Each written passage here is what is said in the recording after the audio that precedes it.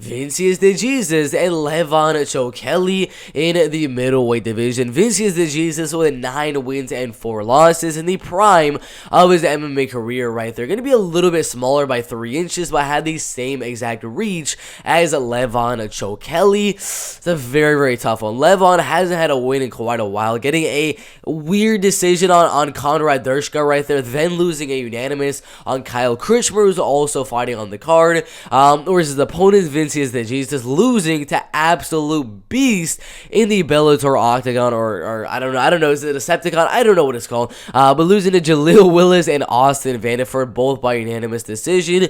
The other guys he lost to, Jefferson Negrini right there, who's 11-0. This man should probably have been in the UFC, but he retired in 2015.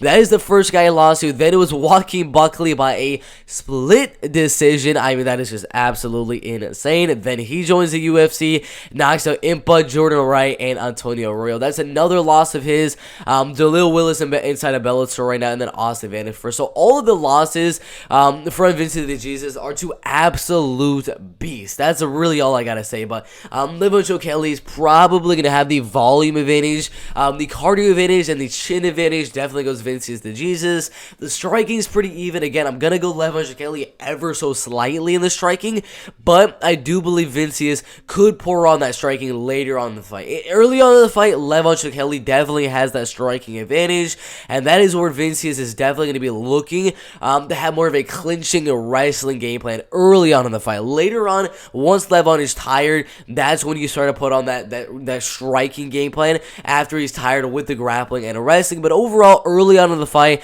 I think Vinicius the Jesus kind of keeps the fight very even on the feet, mixes in the wrestling and grappling, tires out Levan ChokhelI for the later rounds, and then ends up winning those later rounds due to the cardio disadvantage from Levan ChokhelI. It is a very, very close fight, but I'm going to go for the guy that's only losing to 11-0 UFC Bellator fighters and Vinicius the Jesus. I haven't seen Levan ChokhelI beat any legit competition. If you look at all of the wins he's had, 5-0 was the best win. Isakov right there, who recently just got another loss against Mohamed Grabinski right there. So I don't think he wins the fight. I do think that Vinicius the Jesus is a very underrated guy. Plus 160 is crazy. I believe they kind of fixed the odds after that, because plus 160 for this man was absolutely insane.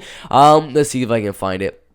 Kyle Krishmer, that's not the one. Vinicius the Jesus, yeah, it's a very, very close one now. Plus 105, plus 106, and then minus 130. So I'm going to go with the underdog. Very, very slight at that. And Vinicius the Jesus, he's just the better overall fighter. Only losing to UFC, really, really Bellator caliber fighters. Not a guy that is 0-1 in Bellator, just got absolutely destroyed. So I'm going to go Vinicius the Jesus by a 30-27 unanimous decision. I don't give any rounds to Levan ChokhelI right there. Really good fight in the middleweight division.